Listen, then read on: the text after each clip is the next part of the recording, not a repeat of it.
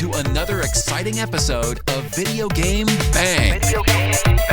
Your weekly source for all things video game. Featuring your fearless hosts, Corey Vincent. I'm pretty much Microsoft and Marvel. Cams are on. People get shot during the day? And Aaron Carter. Buy the armor, I equip it, and it's like pink thong. The guy that delivers vending machine items. He can play this. Fill up your Mountain Dew and grab your Doritos. It's time for Video Game Bang. What is up, ladies and gentlemen? Corey Vincent here with a loaded episode of Video Game Bang. So much so, I put an extra 15 minutes on the clock. So when you downloaded the podcast and you see, whoa, there's an extra 15 minutes. It's because we have 15 minutes worth of awesomeness with some great guests. The bases are loaded. If this were a baseball game, you would say, wow, that's a lot of bases and they're all loaded. Is that what baseball people say? Aaron, baseball people? Baseball people. You know, the guys that hit the stick and the ball and they run around and home gruns and did you say home gruns? Home gruns, yeah. Corey, Home there's gruns, a yeah. thing in sports. I don't know if you know it. It's No. called the zone. It's called being in the zone. It's called being in the zone. No, Get in the zone, man. You know, I am in the zone, and actually, I felt like a professional athlete today for the first time in my life. That's okay. Continue. I had a doctor's appointment. Full disclosure. Wait. Full disclosure, ladies That's how and you start gentlemen. the story. Did you I say- felt like an you said athlete. You were special. Yeah. The doctor. So what had happened was, I've had this like growth in my lip. Where are we going? I'm just full disclosure. All right. Maybe a listener has this going on too, and they're panicking. Like, you don't like having growths in your mouth, right? You know, I like gross anywhere. Yeah. So it's been like 2.5 months, and it's not going away. And so I made an appointment, go to the doctor, and she's like, "Do you want to take this thing out?" And I'm like, "Doc, will I ever podcast again?" That was the thing on my what? What was it? I really wanted to say that's Benign, what she said correct. at that moment. You want to take this thing out? Totally benign. I bit my Nice. lip, and it just like screwed up. I crunched a gland, and it was just really annoying. But when she asked me, like, "You ready to go under the knife, son?" I was like, as long as I could still podcast tonight. Like a true athlete would. I wanted to know how long I was going to be on the shelf. You know, like, I felt like I was getting my ACL worked on. It's probably more of an Very athlete. brave of you. It is. Thank you, Genese. And that's who I'm going to introduce first. My best friend in the whole wide world. The There you only go. person. And this is not just for me. If you are in the world right now and you listen to our show and you ever feel like, man, nobody cares about me, Genese Davis cares about you. I do. The nicest person in the world. She's The like, author of the Holder's Dominion. She travels around the world with Wizard World. She's writing a new book. Genese Davis, everybody. Hey, everybody. Thank you for having me. Thank you for watching. Thank you all around. We love having you. You are our number one requested guest. You are I think you've been on the show more than every other special guest, right? I think so. Yeah, she I holds think that so. record. And Yeah. it's crazy because we've like grown up with Genese. Like, You have. since I've middle seen you school. guys just blossom into huge success. I'm just thrilled. and likewise, and you like drag us by our necks. Like whenever Genese climbs the ranking, she like grabs us by the hair and she's like, "You got to do this with me."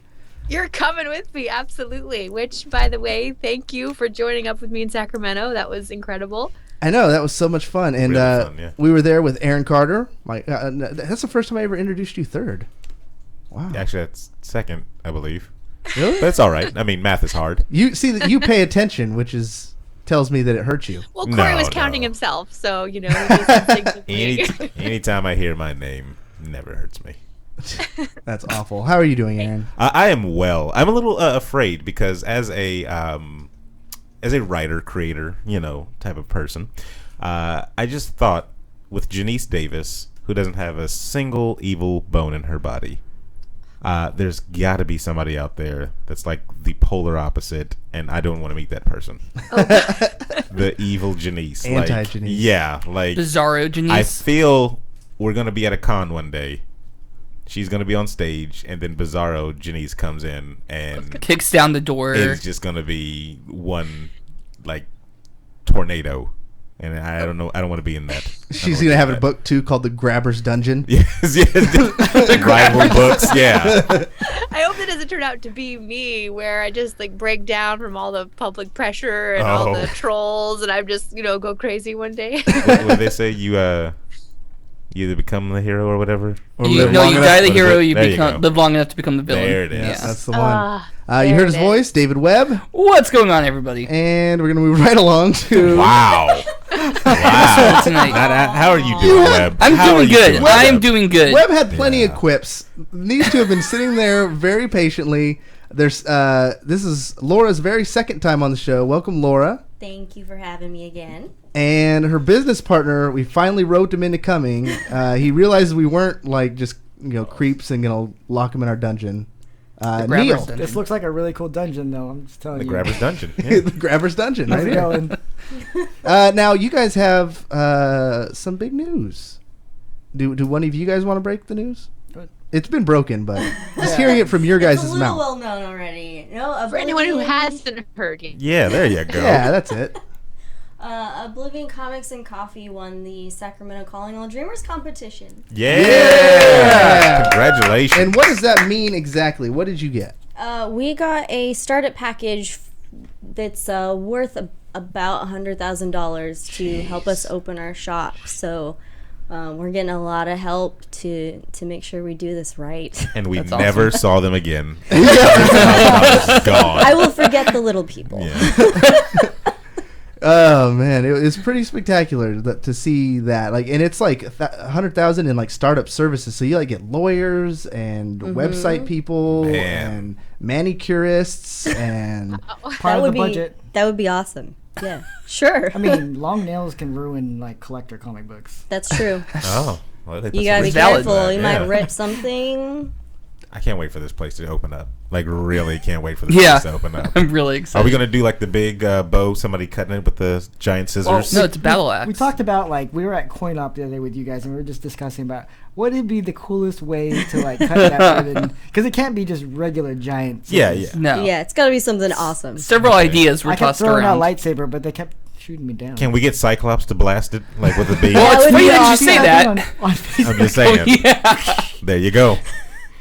Well, who was it? Someone wanted to be up on the building across the street Yeah. dressed as Deadshot and snipe Oh, that's right. the ribbon. Oh, Wow. I think that was Jason. too soon, man. That's topical. that would might be have one been. of a kind. Yeah. Yeah, but yeah. That'd be pretty epic, and we'd probably get in a lot of trouble. Yeah, you would. Yeah. Publicity, right there. For I you guys. guess so. Yeah. Accuracy. The There you nation- go. Nation's eyes would be right on you. There you go. Secret Service as well. Genese Davis, this topic, the first one, because we do have a podcast to get to, ladies and gentlemen, and when we get, we're gonna get Can't through talk the about news. snipers forever. No. I was gonna show up in her book. Overwatch competitive play has been released for the PC. Meh. Well, you PC? just don't like it because you don't have it. No, that's not why. Why is it, Aaron? Because it's not on the console yet. That's Yeah. He's got a That's pretty point. much what it is. You just said that. Yeah, that's exactly. No, what he I said you don't like it because I don't have it. I don't have it on the PC, correct? But I do have it on the console, so I want that mode. What does on this said mean, console. Genese? What are the implications? And what's your take on Overwatch in general? Because you have close ties to Blizzard. I do. You know, I've seen in the past, 10, 12 years that I've been a part of, Blizzard and video game companies that I really, look up to, admire. I've seen kind of waves of it's cool to hate, it's cool to love, and I've tried to stay true and just kind of back what I think is cohesive with Blizzard, and that is they do put a lot of effort into quality and trying to make a game that everybody will love to play. And I think Overwatch has done such a great job at taking a stab at appealing to people that don't play FPSs normally, and I that's why I'm partial to it, because I do play the Call of Duties, but never live. I just play the campaign. I just play with the bots because I can't take the heat, I can't take the veteran, pro gamers that yell at me for not being, good enough. So I think Overwatch is cool because it brings that openness for someone like me to jump in and be a healer or be, Torbjorn or what have you. Oh, Torbjorn. Have you been playing? Like, who are your characters? And have you played on PC or console? I really like Tracer, and I only actually was able to play the beta. I haven't played since it's been released. But the thing is that I keep hearing the same thing, which is it's not that difficult to be immersed. Like, you don't have to memorize a bunch of keys and a bunch of, ways to move the different characters. And I agree, it didn't feel overwhelming when I played it. But I haven't been able to game as much lately, guys, because I have been writing. See, I had to say writing because people are, whenever I say riding, they go, wait, riding horses? Because they know I'm a big horse fan. I've been writing so much. Yeah, I get that. I get that all the time too. So I've been writing books, actually, 2 books in particular, let alone my own novels that I'm working on as well. So I hate to admit it because I am such a gamer at heart, but I've had to put games on hold for the most part between the panels, all the traveling to different cities, and writing, which I hope we get to talk about if anybody's interested, Oh yeah, we will get to that. Neil and Laura, I've noticed that, for podcasting about video games, we used to play video games all the time, but then once you start getting busy and doing stuff, you never actually get to play as many games as you used to. Is it the same for you and reading comics since you guys started the business journey? It definitely has been like that for me. Yeah, it's we've been really busy. When we open our shop, I'm hoping that we get, since we have the shop of comics, that we can we're gonna have to. That's read gonna everything be, everything we want. That's gonna be part of the job. So, I mean, I'm pretty sure we'll be fine with since that. We've been, in this competition, I haven't been catching up on my series. Since Rebirth came out, I've only collected the first one. Thank God I did, because it's worth $60 now. But, wow, already? It was crazy. It was quick. Yeah. Wow, so real quick. Fast. But I mean, everything that came after that, I haven't been able to follow up until now. So I mean, once the shop opens or when we have more downtime, I'm definitely gonna start catching up on it. Yeah. And we won't have to buy them anymore. I mean, technically, personally, I won't have to buy them, but the business will. Yeah, there you go. I feel like expense it. Yeah. Getting back to the competitive play, I've been playing through. I'm actually ranked now. I went through the 10 matches to get my rank, and it wasn't pretty. I found myself just generally a meaner person. Imagine if that's possible. Well, no, just when it's not ranked, this whole time it's just for funsies. It doesn't matter if you win. It doesn't matter if you lose because you just get in the next one. The experience is the same. But then once they put titles on it and then they put a number next to your name that symbolizes your rank, and there's the possibility of getting those golden weapons, the game changes. I'm for reals now. And when we had 2 matches where someone would quit, and I raged so hard. See, and I think I want that to stay out of my games. The games are for enjoyment and fun. No, Aaron, they're for competition, and they're for cutting your fellow man's throat. No. It's got to be frustrating though if you have 3, 4 tracers and you're trying to get an even match, right? It's awful. Well, see, is it balanced? Luckily, in the game, you can switch characters on the fly. So if you get too many of one, usually you could scream at your friends or your partners enough to switch, and they will. If you're playing with people you know. No, not always. Yeah, will they listen if you don't know them? Depends on the person. So that's a no. If you're playing with Aaron Carter, he's just gonna do whatever he wants. No, I'm a team player. I play with Webb. I play with Steven, Jerry all the time. I go for the team, effort. And the only time I think I deviate from the plan is if I'm just trying something new just to see if something will work. Playing outside the box. Yeah. But that's about it. It's just trying to try different strategies and stuff like that. But no, if we need a tank, I'll tank. If we need a healer, I'll try. I'm not the best healer, but I'll try. That's true. You are usually the last one to pick a character. You wait and see, even if it's just 2 or 3 of us playing, you wait and see what everybody picks. I like to see, and then I'll get in where I fit in. That's the motto for video games. That's get in. It's very selfless, Aaron. Very selfless. Unless you're fighting a Street Fighter game, then that. Oh well, then yeah. If I'm a Street Fighter, it's different. Yeah, that's. Well, and then he's just getting wrecked anyways. Wow. It's balanced though. You can definitely feel some of the corrections they've made. Nice. They definitely gave a nerf to Torbjorn.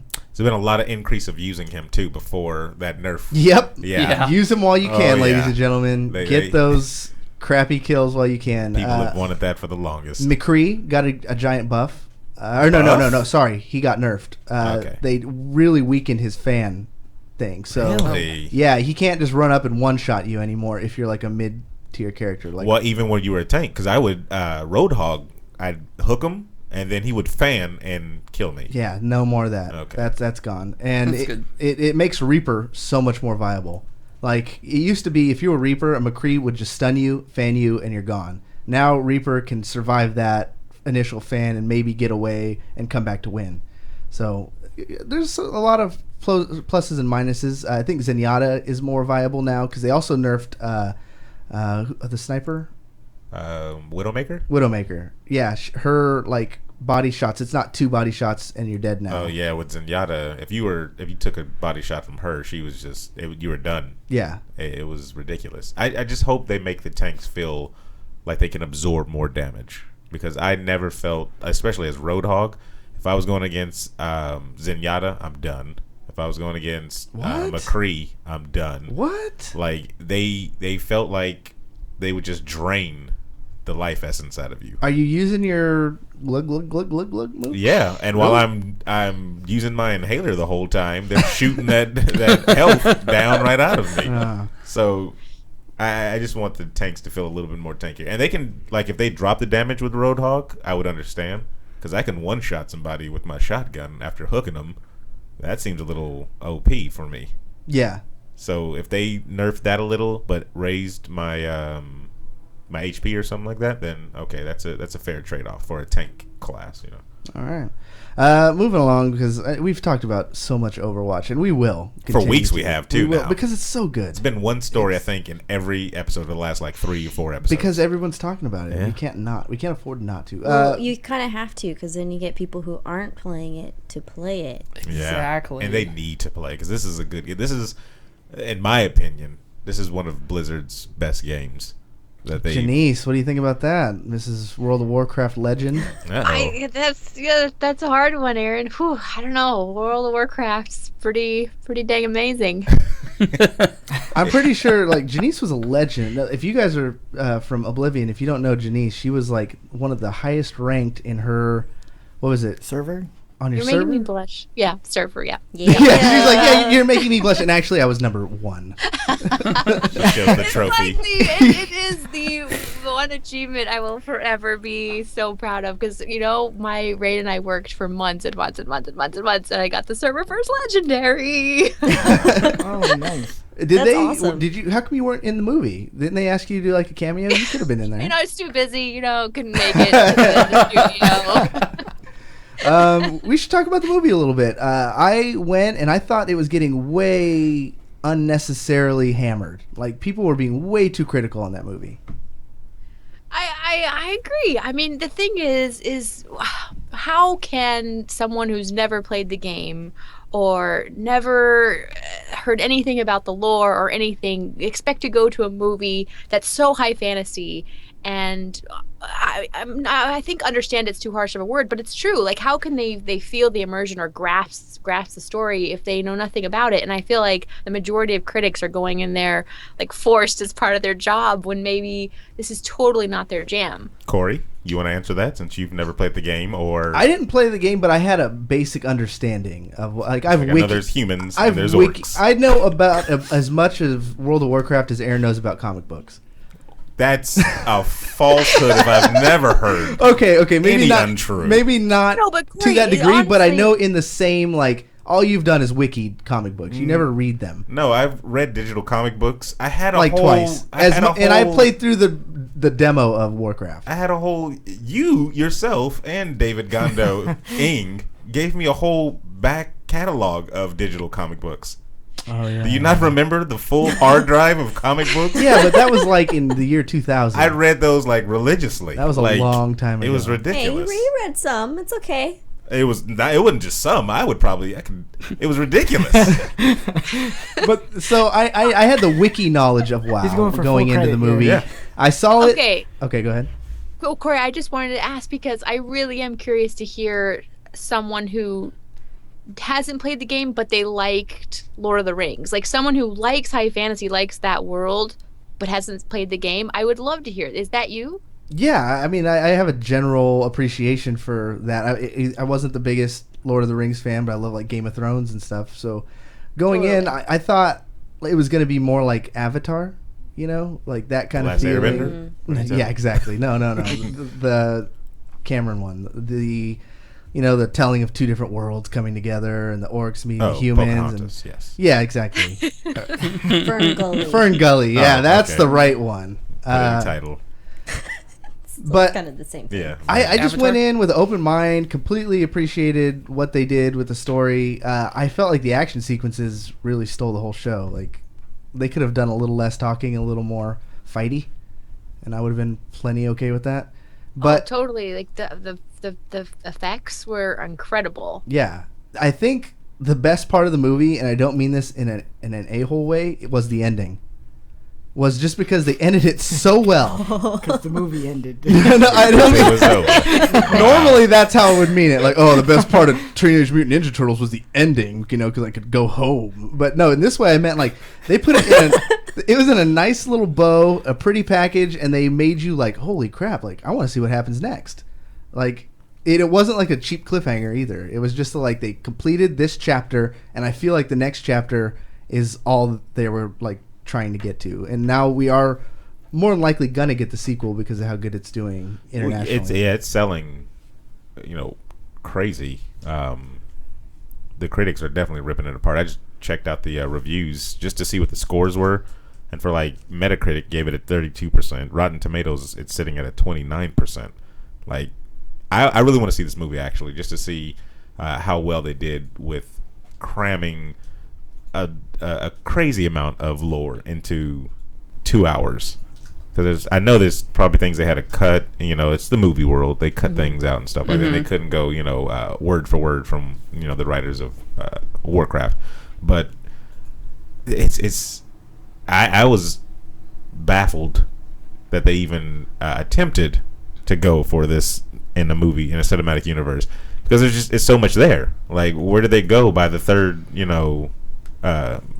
film? I've been waiting for them to get to Pandora. They're not going to get there. I want to see Kung Fu Panda crossover. And if they fast forward stuff, like really rush through things, is that really going to be satisfying to the to the hardcore fans? And they had to. There were parts of the film that you could tell felt rushed, and they were trying to cram in enough to catch you up, and it did feel.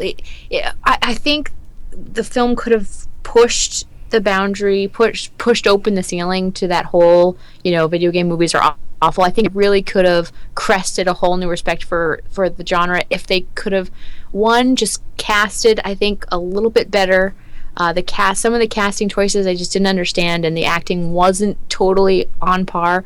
And then two, I think from a storyteller's perspective, Aaron, just like what you were saying, there was so much lore that you couldn't really figure out who to fight for, who to root for. And I understand it's kind of hard too, trying to tell the Horde side and the Alliance side, but again, they could have chosen a part of the story to narrow down to 2 hours, and that I really think would have bridged the gap. I agree. I still think I hold true to, like, in the realm of video game movies, this is The Godfather. Like, this is the best movie. This should be award-winning, best of all time video game movie. In the scope of just like movies in general, it's good. Whoa! Hang on, because go ahead. You're forgetting about Prince of Persia, right? Prince of Persia was good, right? Street Fighter, yeah. Shall I go on? Mortal Kombat 1, huh? Super Mario Bros. Ooh. That one was awesome. There it is. And it's funny how you guys didn't even name the really good one, which was Tomb Pixels. Raider. Okay, Tomb Raider. Web, you're done. Neil, Laura, did you see it? Pixels? It had Pac-Man in it. Pac-Man in it. It was Donkey Kong or something. Have you guys gotten to see Warcraft yet? I haven't seen it yet. That's on my list, though. Yeah, I want to. I've never played. I literally don't know anything about it, and so I want to go just so that I can see what it, give a perspective from somebody who doesn't know anything about it. Did it make sense? I would love to hear that. We have to have you back so that we can hear that. I love because Genese, when she's on the show, she takes over. She's like, "Yeah, we'll have you back on VGB." She's just like family. Hey, she said it, so I'm gonna come back now. Okay. That's Denise said it's I'm okay. gonna show up one Wednesday. Okay. After the show, Genese has just a bunch of notes. All right, Corey, you missed your mark here. Aaron, good job, but next time, brighten up a little bit.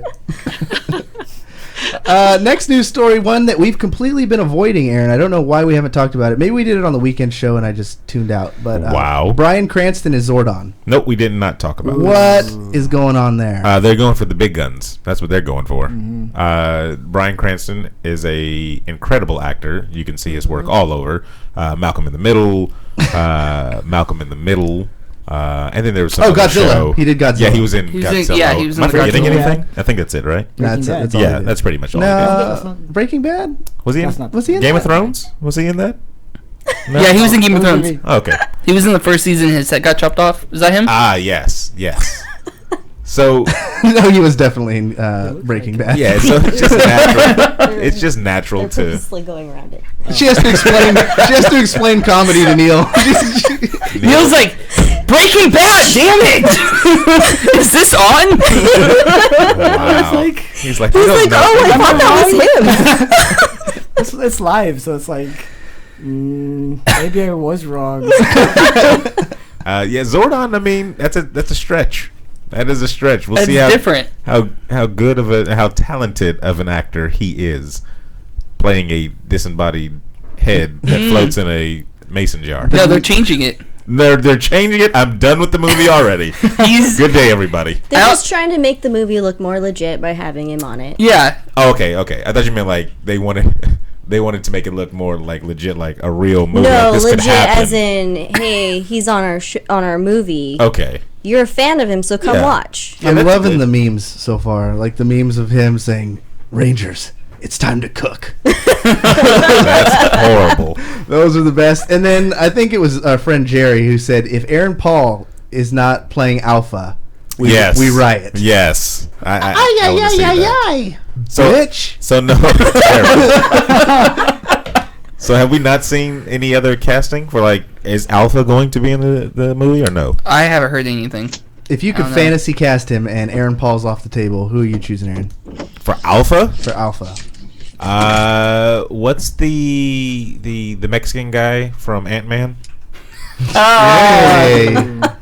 That's who I'm going with. Hey, Rangers. So I talked to my friend, and he told me. His cousin told me. Yeah, I like that guy. I just like that actor actually a lot, and I think he'd do a smash-up job as Alpha. Yeah. Oh, I think they should put Peter Dinklage. Wow, Just because he fits the suit? yeah.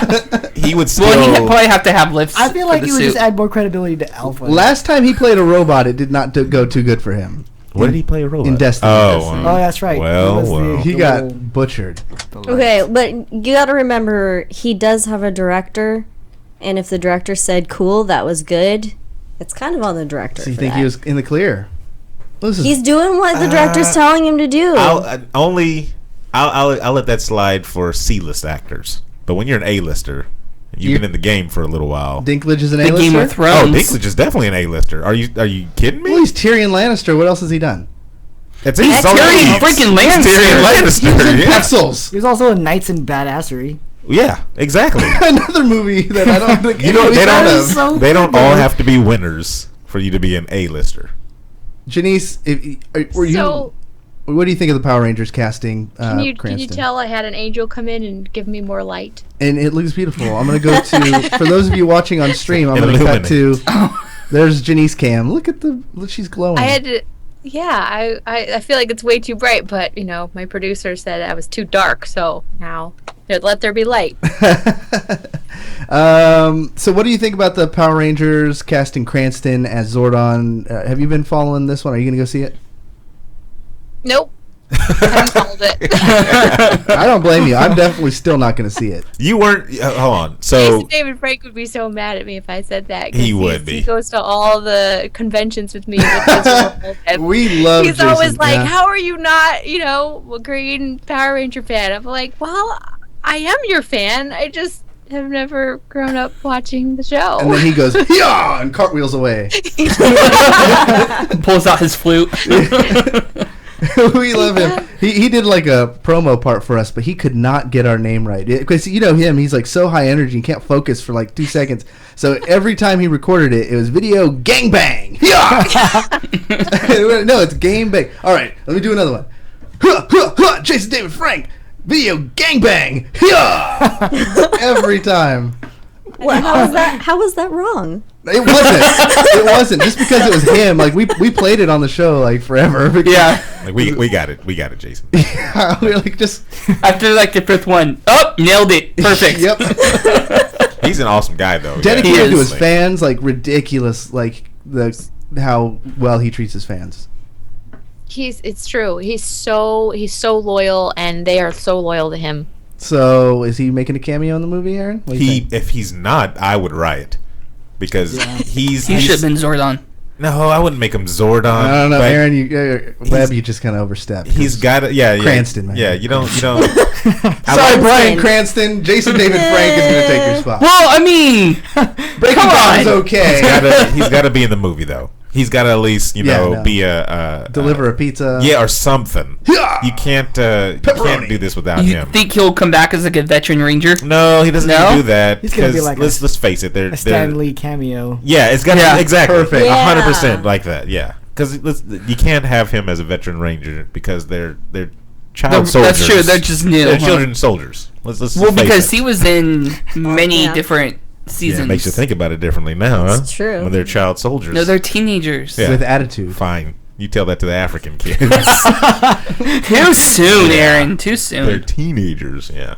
No, but I'm going to watch it. I grew up with the Power Rangers. My little brother, each Yeah. generation had their more own Power complicated. Ranger set. You know, like, Mhm. oh, yours was Dino, yours was Wild, Life, yours was SPD, Wild- whatever. Because I don't know them Yours all. is on Animal Planet. Yeah, no, because I grew up and I fell out of them like adults, tend to do with certain genres and shows.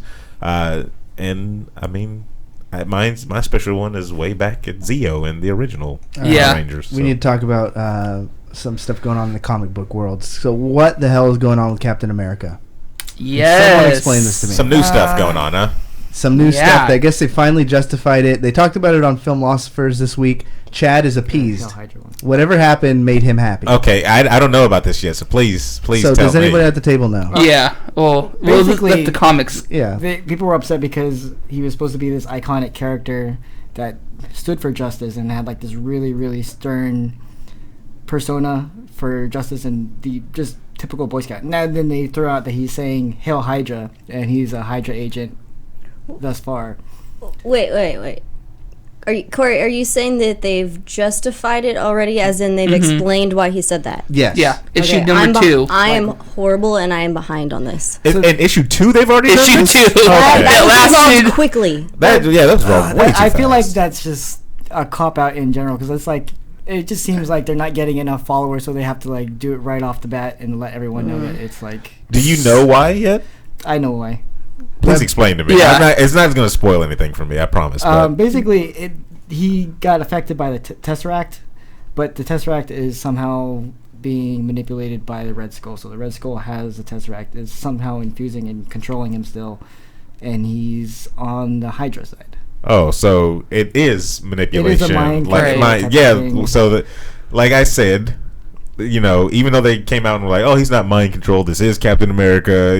This isn't a body double or anything like that. They still went with mind control, basically. So mind control. And the thing, like I read too, is that it's not just there. He's just mind controlling him now, but apparently he's going back and rewriting his His whole history.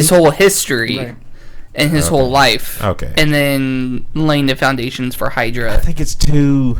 That's too quick. I It's really really, fast. I really hope this isn't a knee-jerk reaction to the fans disliking their That decision. was my first question to Chad. I was like, do you think that enough of you whiners complained and that Marvel was like, okay, fine, he's still the good guy? No. Stick I don't to your think so. guns. I think what it is that they wanted to get on with, because he's still not, right now, he's still not a good guy. He's still Hydra. Yeah, I He's still understand. Hydra. So I think they wanted to have that be the plot point for.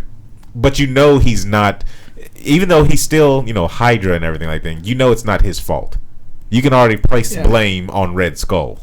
Right. So that takes everything off of Cap. This is not Cap. This is Red Skull. Right. So I mean, it would have been more impactful if he actually did shit, and everyone thought it was like the legit Hydra. Right, and then BT Dubs. Later on, you mean? Yeah. So I mean, why they did it so early on? I hope they have a bigger impact further down the line if they were to do it that way. I mean, yeah, it was kind of depressing for them to reveal it in the second issue. It is kind of soon. That's third act stuff.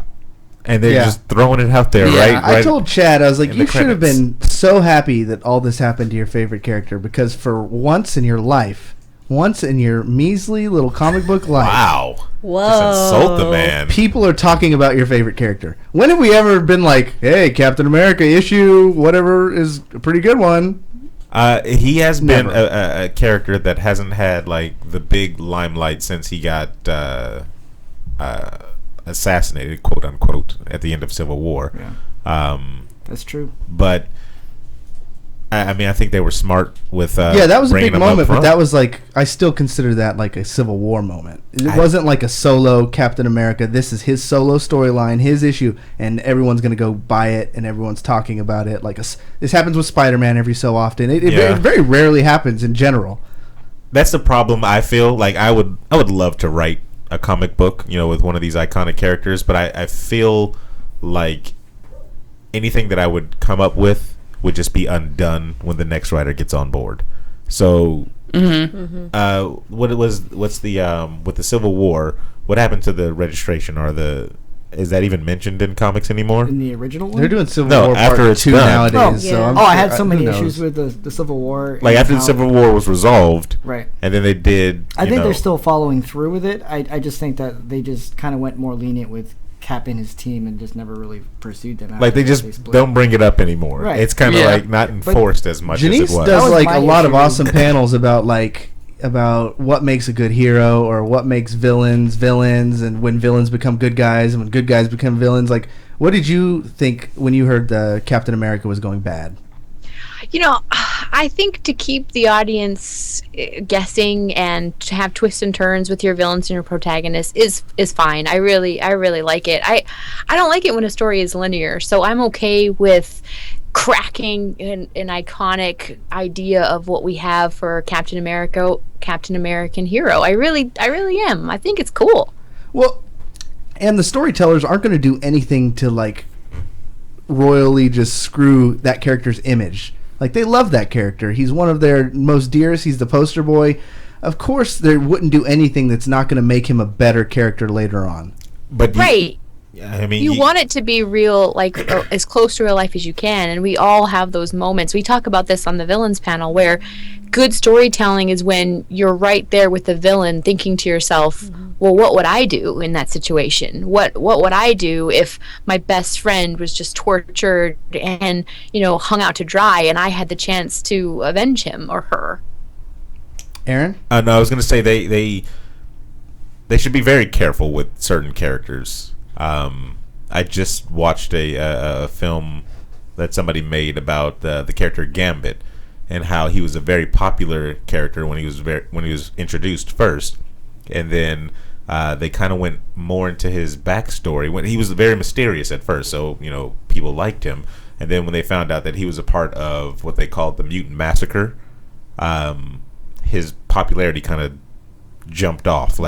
Everybody was like, no. And so they kept trying to recreate Gambit and all these different type of things, had him working for different people. When he got kicked out of the X-Men, basically, they started writing him in different, ways, and he just never reached that same height of popularity that he did before. They wrote that, big controversial, Mutant Massacre storyline for him. I'm not saying this will happen to Cap. I think Cap is really, not to use the pun, but capped his popularity. But terrible. They should be very careful with big characters, or they could, permanently lose a lot of. They almost lost Chad. They never lose. Chad is Steve Rogers. So. Or will they surprise us by taking a risk, and comes out sweeter in the end because we didn't see it coming, and we didn't see the way they'd be able to turn it around, and then they do after all. I would love that. I cannot stand characters that are like the true good. What do they call that in the hierarchy of like Dungeons and Dragons? Like the one that's the best of the best. Oh, when they do like neutral one above good all? and, Yeah, and yeah, chaotic evil and Yeah, all that yeah. stuff. I can't remember what they call the like real good one, Every good guy or like character that I really get into has to have like either like a rogue side where he's just some dark side. Like that's why I loved Star-Lord from Guardians of the Galaxy. He didn't have like a dark side per se, but he really did have like, you know, he's a rogue. You know, he's gonna lie, cheat, and steal and beat your ass that way, you know, by using street smarts. I like characters like that's why Goodfellas is one of my favorite movies, because the good guy's really a bad guy, but when there's too squeaky clean, I just can't get behind a character. So for me, when I see that happening to Captain America, I'm like, oh sweet, we might actually have another cool character on our hands. Agreed, because sometimes Captain America can come across as too sweet, too perfect. I agree. Sometimes I want to punch him in his perfect. But he's necessary. He's necessary in the Marvel universe. Somebody like that is necessary, and that's probably why a lot of people were upset, because it was like, okay, so we have no characters, all those, you know, borderline, you know, characters that are, you know, play the line between good and evil and stuff like that. They're littered in there. There should be, you know, and then we have those ones that go straight to the just all dark side. There is no hope for the Red Skull.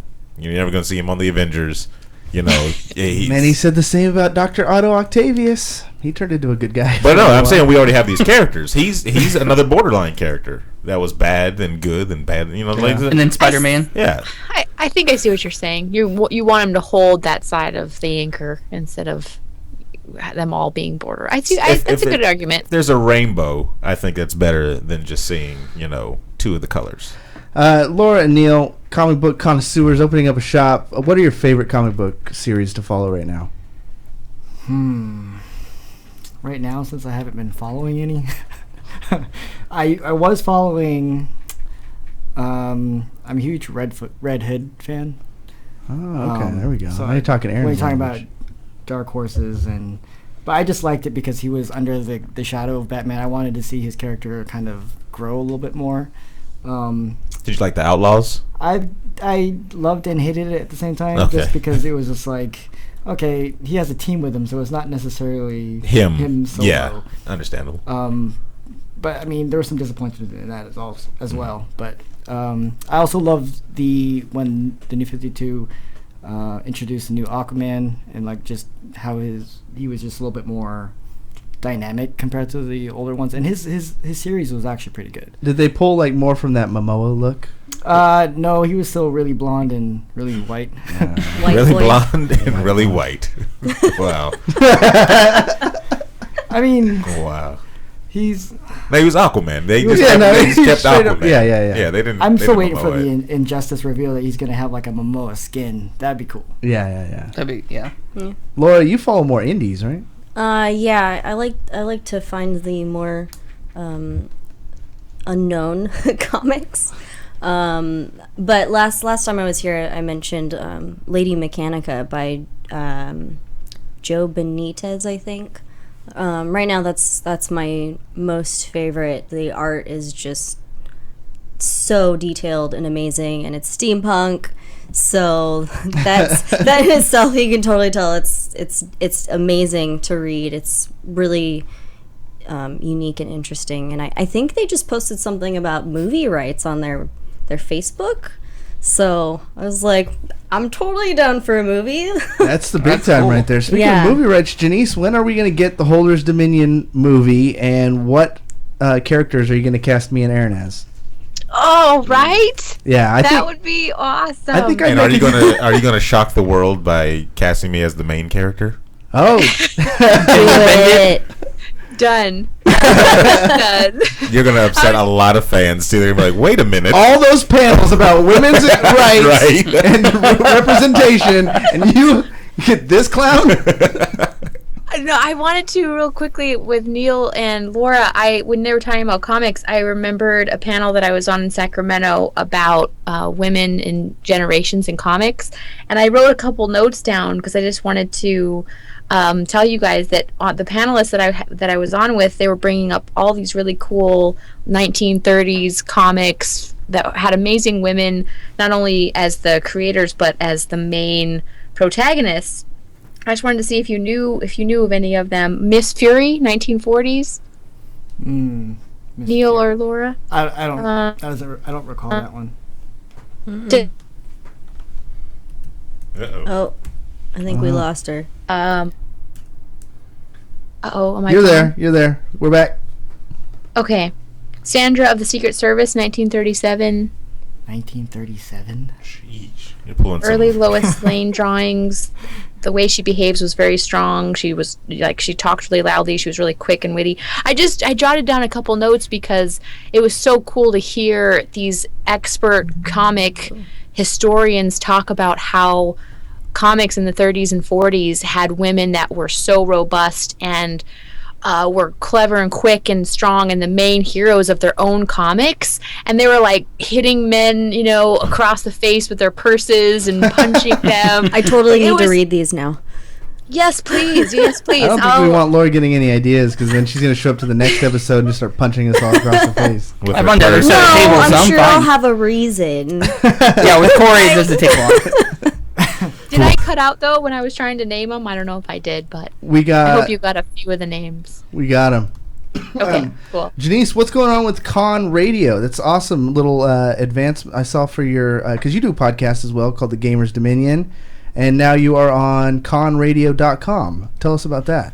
Yes, thank you so much for bringing that up. I'm pretty excited. I'm also, a little humbled and blushing about it because I feel like this is your realm. Like you guys are the experts when it comes to video game podcasts, but I've dipped my toe my best, and I do the podcast every other Thursday under the umbrella Assembly of Geeks. Scott Murray is the producer there that produces the show with me, and Con Radio is the affiliate of Wizard World. So Wizard World has these businesses that they work with, like Con TV and Con Radio, and they try to bring more awareness of the panels and podcasts.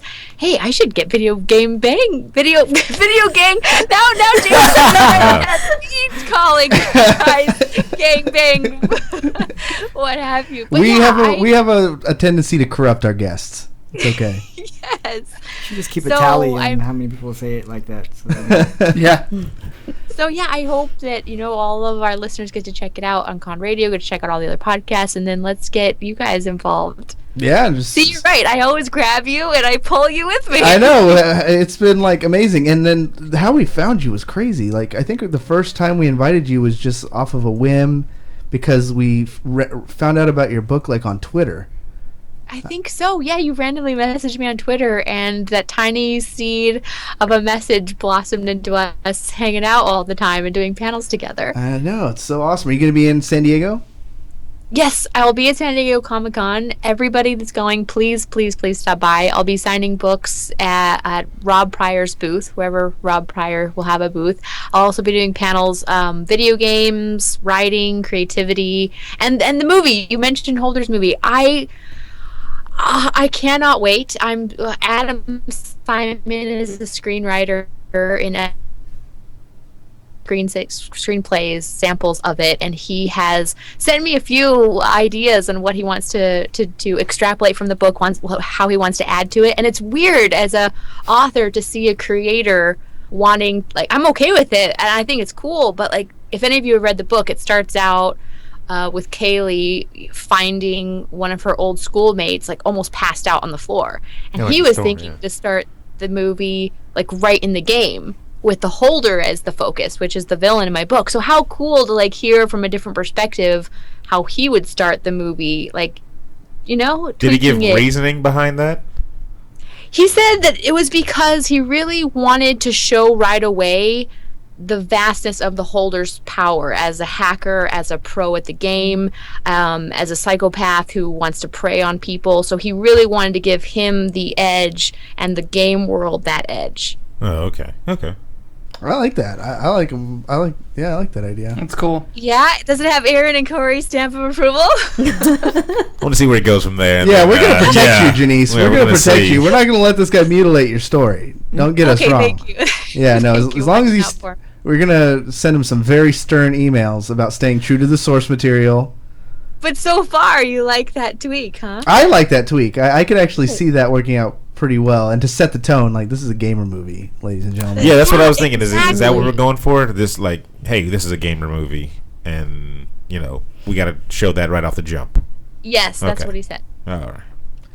Aaron, I think we would make great additions to her cast. Oh yeah. I think she'll need a pair Which of... one of you wants to be the villain? I mean, who's going to Well, step in clearly your me. shoes? I am evil. I am the embodiment of evil. But I think we could make it as like some Chucklehead comic relief characters. Chucklehead comic relief character.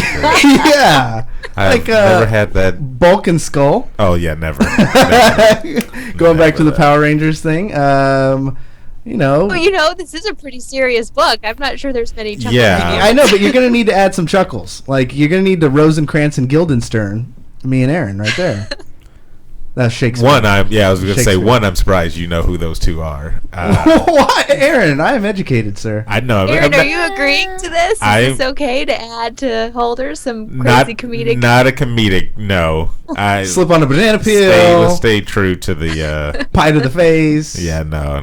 Corey, now you're going way too far. Yeah, he wants slapstick all through the movie. Yeah, Yeah. and that would definitely not be Holder's Dominion. So Don't.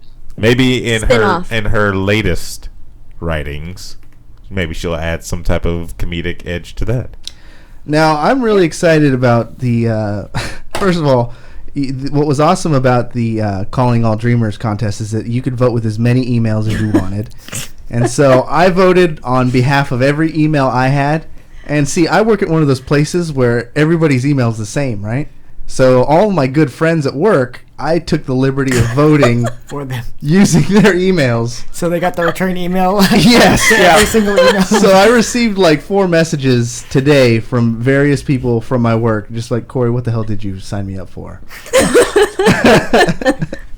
But you gotta do what it takes to win. You guys have done Thank it. you. What's the next step for you guys? So this was like the beginning of the journey. People think like, now it's easy. This is where it gets hard, right? It's a process. It's a lot of waiting, which is the hardest part, Yeah. because there's a lot of stress that goes on to waiting for approval for a lot of things that could ultimately like just halt you in your place. But That's kind of where we're at specifically this week. Even though it's announced, we're still kind of sitting here.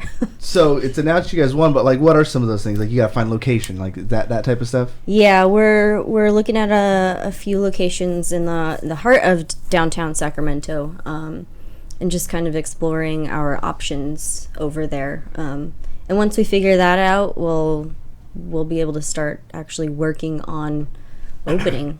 We're looking at a little K Street action. Yeah. That's what I'm talking about. If it's on very K Street, strategic. right there by That the is. convention center, right there by Yeah. that new arena. Every time Genese comes, she's gonna have a coffee spot where you can. Yeah. And you guys are gonna sell Holders Dominion for her, right? Of course. As long as it's got Perfect. autographs. Oh, wow. Those autographed copies. Autograph copies done. Just you. Hey, Corey, we didn't ask David who he was going to be We in his didn't- cameo. Nah, it's okay. You don't want him. You don't want him. Wow. It's D-Web. He took. Yeah, there he you took a go, drink to D-Web. that. David can be the old school friend. No, that make was him the passed out. holder. No, make him the holder. That's an important role. No one would see it coming. Wow. They would all You've expect all you. fallen into my It's trap. like a backhanded compliment. That's horrible. Pointy mustache. So I'm Rorio now. You're like a pointy mustache type bad guy. Am I? You're like a Dick Dastardly. Okay. I have to admit, I have not finished the book all the way. Aaron. What the hell, Yes. Aaron? I'm about. You How far just are you, Corey? crushed my finished it. heart. I'm Did about you? halfway. You know how to read? Corey, I how thought long is Aaron it? was, writer, reader, in my corner. Writer, correct. Genese, if you ever thought he was the one in your corner, you've been wrong. You are the rightest person ever. No, it's just I literally I had a friend today. He asked me. He said, "I just finished this book. What should I read next?" Like, I have it in my text message, and that was sparked. I was like, "Oh my gosh, I have not finished Holder's Dominion yet." I was like, "I can't tell you what to read next besides Holder's Dominion, but I haven't even finished it yet, so we'll read Man, it together." now I can't talk about all the endings and what roles I would Not have yet. had you in No, the movie. not Oh, yet. you could do it anyways. That's why I was very happy that she started with the beginning when she was like, "Oh, he wanted to change the beginning for when he meets a friend," and I was like, "Oh, good." Oh, I Not like- see. Because you wouldn't have had any notes if you Uh-huh. was talking about what to change the third quarter through, Yeah, right? no, I would have been like, I have no idea. But Hey, Aaron, I will give you until July 30th. Okay, You July. have- Bet. We have She gave you a whole 1 month. month. 1 month. That's I will a have long- it done. That's a long I gave time. you Opinion's deadline. I can. Right? Yeah. I'm being generous. Yeah, it's a long correct? time. That's very Laura, you're in my generous. corner. Thank you. All right, Aaron, Corey, David, you're my witness. Yep. As Corey is your witness. I will finish that book. And as somebody on the who has next definitely read the speaker- whole thing, I am your witness. You read the whole thing? Yep. Webb? Yes, Oh, and wow. David, you will be able to help me test the theory and the Jason David Frank, he still has me tripping up. Video Game Bang episode in August. We will have Aaron on trial to make sure. Oh yeah. Okay, let's do this. Yes. All right. Oh yeah. Let's do this. Let's do this. That's actually brilliant, Genese, Try because and the only test it. the only time Aaron actually does his responsibilities is when there's pressure. oh, there's and never so pressure, but you've- The gauntlet has been laid, and I am holding him to this. and I believe. If on our August episode he has not finished it by July 30th, there will be hell to pay. Wow. Aaron, Wow, Aaron now is there's a like little Freddie pressure. Mercury, and he is under pressure. Aaron, remember a certain Sacramento Comic Con next year, San Diego Comic Con. Yes. All this stuff's on the line. Like, you're Damn. You I'll have be- stuff at risk. I'll be sir. ready. I will be ready. And I will be you ready. can crack the whip because hey, he's tied to. Don't ever say I will crack the Yeah, whip on please. Aaron. We can't do That's- that. yes. That's Bang Bros! that breaks a lot of rules. That breaks so many rules. Don't let this go awkward. Okay. New subject. I'm excited for you, Aaron. If you need a study buddy, I will help you. You haven't read the book. Gross. I've read the book. We can have some reading parties. some book. We can have book a clubs. VGB book club. VGB book club. Yeah. We're the book of the month every month. It's always Always the thing.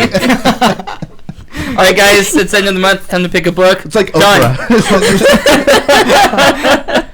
Oprah. David, Corey have already finished it. Watch Laura and Neil will probably finish it before July 30th. So Aaron, pressure. All right. Okay, I feel bad now. I actually have not read There you go. Thank you. At least I feel really bad. You lied to At Genese. least I've read. I didn't think it was gonna go on that far. I thought she was gonna do like what you do, and just kind of. Video game bang. How All right, I'm totally gonna challenge you guys. Okay. Yeah, I'm down. I will Done. go home and I will buy it and wait, hold on. It's available as an ebook, right? Of course. Okay. This is Genese. I'll go Davis. home and I will buy it and I will start reading it and I'll have it done by the end of July. I'm not gonna wait till I get home. I'm gonna buy it right now. Oh, I'm No, it starts at It the end of the starts show. at the end of the show. All right. That's fine. I own the book, so I'm Starless fine. is asking for a link to the book. I believe it's on Amazon, isn't it, Genese? It's yes, Barnes and Noble, Amazon, and here I'm gonna up the stakes. Laura and David and Aaron. Laura and David, if you finish Holders before Aaron, Wow. I'm going to get you an autographed, signed, really cool, unique art poster from the book. Yes. But that's not really Yeah. fair because I want her to have stuff like that. So I should probably finish it way before yeah, like the week ends. that's fine. No, that's definitely that's fine. That's fine. Fine. Have we done? Have you done a an audio book version of it yet? Yes. You have. Is it you as the narrator? Guess what? So it's on ebook and paperback right now. Audiobook is on the horizon. I have a voice actor friend, Anthony Bowling. He's this really cool guy that's been doing voice acting with Funimation forever. He just started doing audiobooks. He was just asked to be a voice in audiobooks, and he said, hey, we should do Holders. The only thing is that I'm going to have to Kickstarter it or something because I found out it's $10,000. Whoa. Oh. Yeah. Oh, you guys got that though. I mean, wait.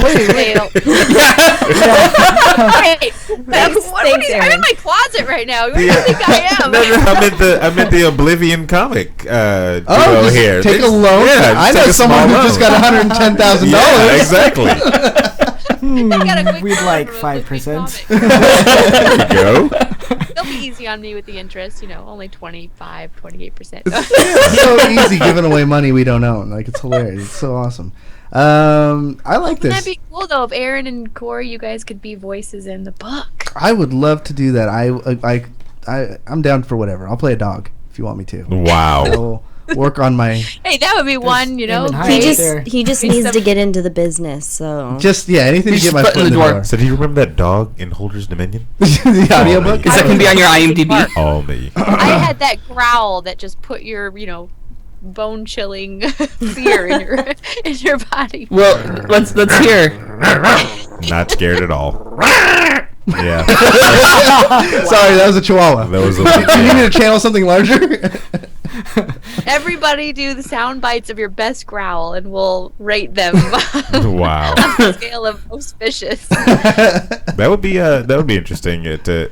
So you're planning on trying to do multiple voices for the audiobook?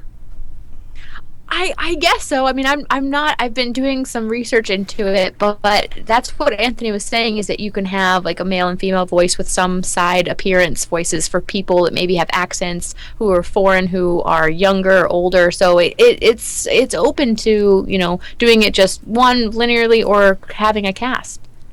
Yeah, that was kind of the idea I had when we were playing around with the D&D, and I was going to write them all out as stories and then have the cast actually play the voices when we put them out as a audio file and stuff like that. But it's kind of tough getting everybody together at the same time and all that stuff. So but no, that'd be kind of cool to hear an audiobook with multiple voices. Yeah, those always hold my attention a little bit better as well, like the ones that have the voices. I can't read or listen to the ones that's just I love Morgan Freeman, but I just can't. You gotta have voices. It's gotta have some drama. Maybe it's just me, but I put different voices to every single character that I read in each book. Mine have the same voices. Yes, that's the whole. No, just kidding. And they all have his face too. It's all my face, all my voice. It's really annoying. All the girls are all the same. David, we never knew you're so self-involved. No, it's lack of imagination, not self-involved.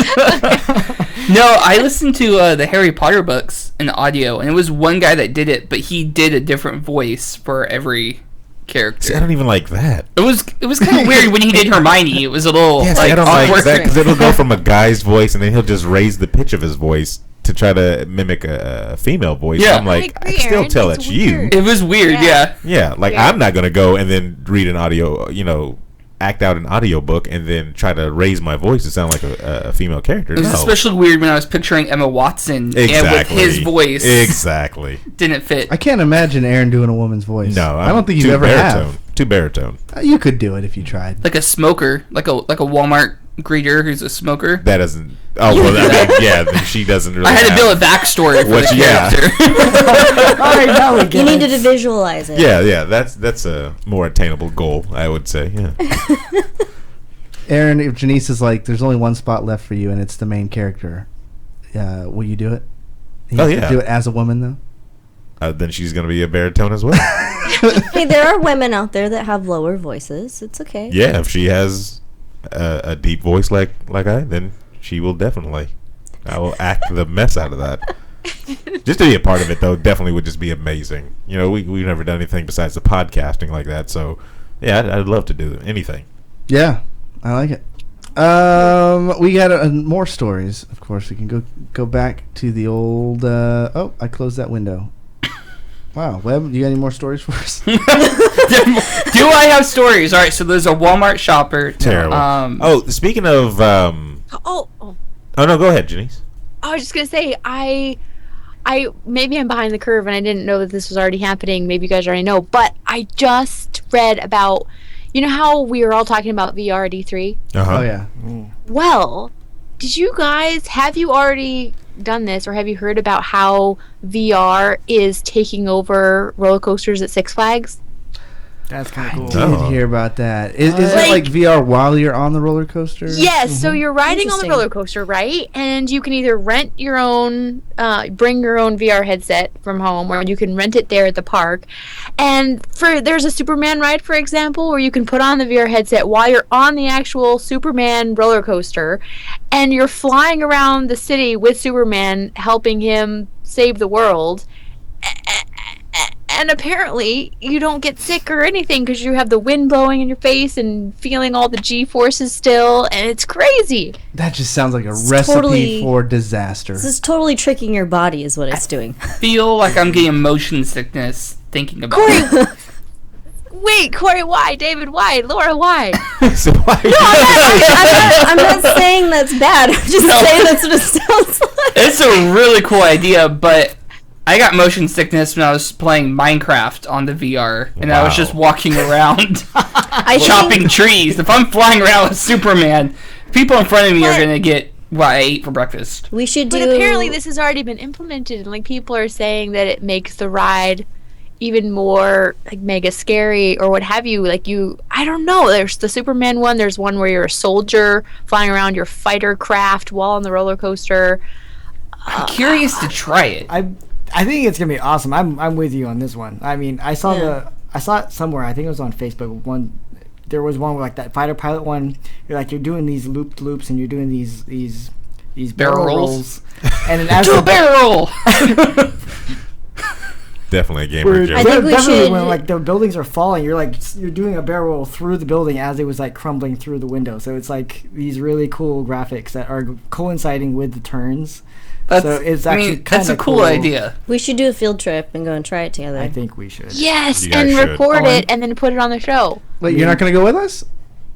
No, I mean we record it Okay, there together you at the roller coaster, and then we show our reactions on the show.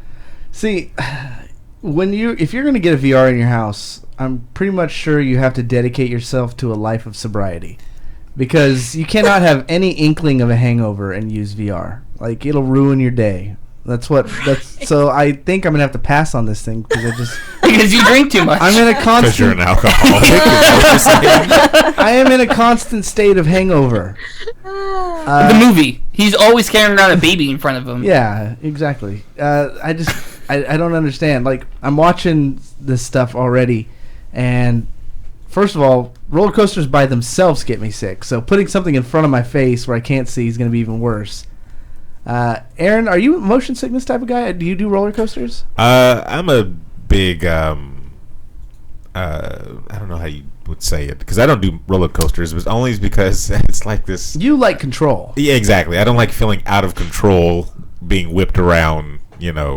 Well, I mean, we can understand that. So, like, driving myself, stuff like that. It's just a little, Here, phobia I have to get over. You know what's weird though? Very strange. I don't ride roller coasters, but I will ride any giant water.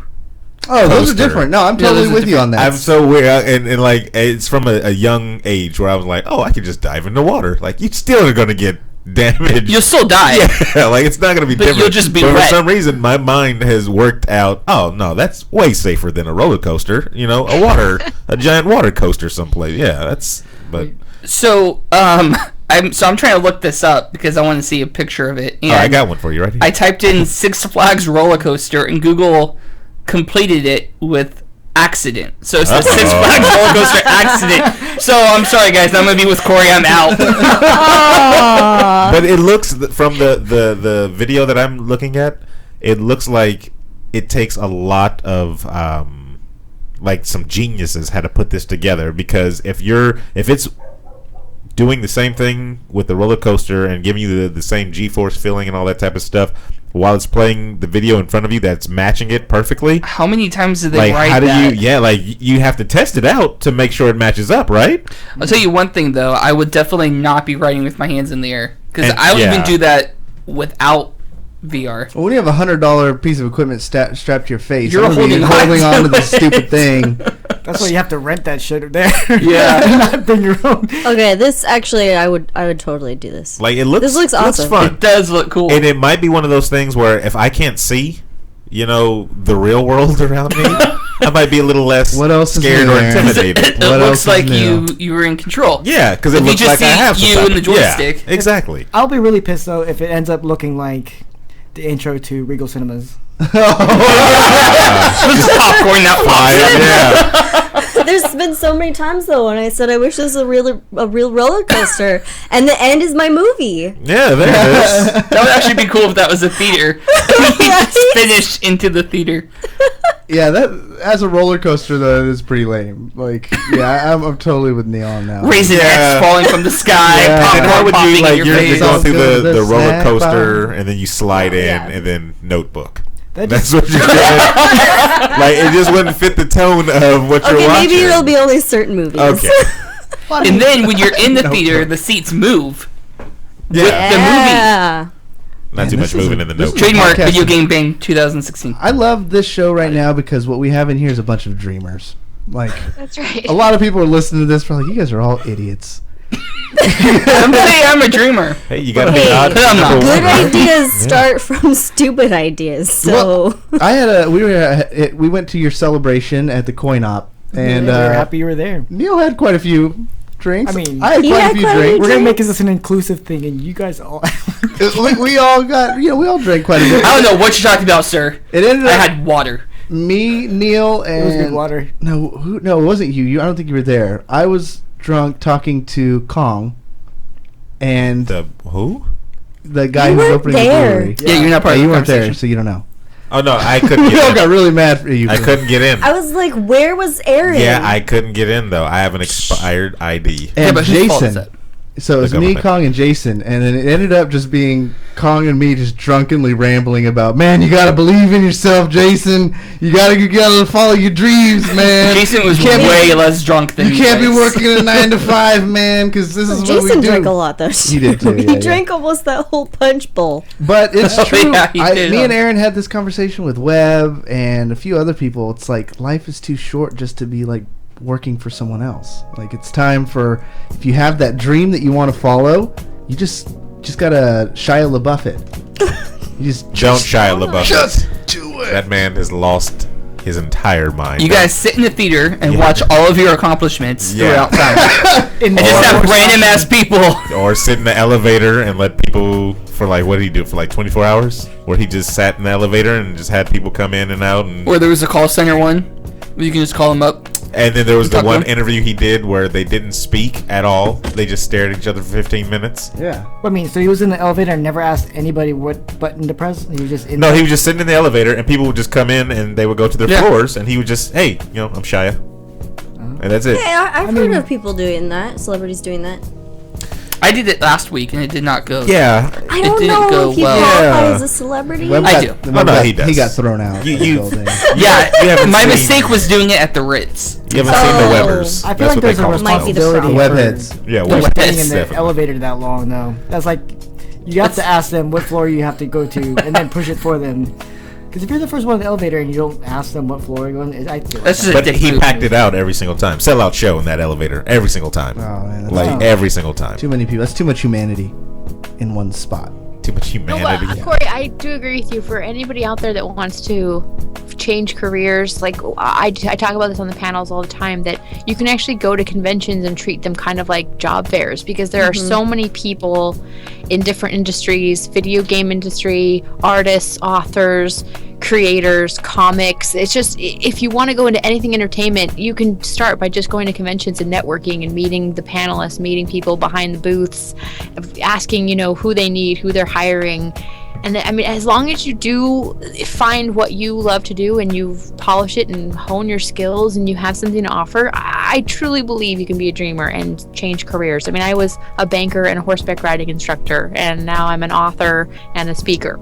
Like, nothing could have been further from what I was used to be doing and now what I'm doing. So, Yeah. Genese, what do you tell those that don't know what they want to do? Well, that's a tough one. I think where I would start, my advice is I would say, if you don't know what you want to do, but you want to do something different, can you pinpoint or think about things that bother you, whether it's on TV and comics, movies, books? Are there things that you would change if you could? Are there issues that make you really happy, make you really sad, infuriate you? What gets you riled up? What burns you? What amps you on? Like, that's where you can start, because once you figure out the topics that you're really into, then you can start thinking, how could I be a part of it, or how could I change it or add to it? Like that movie Robots, see a need, fill a need. DreamWorks, right? Yeah. Oblivion. What made you guys come up with the comics and coffee thing? Like, is that kind of similar? Were you guys like, why doesn't this exist already? Or We were wondering. We did research other businesses like this. Come to find out, there's none like it in Sacramento.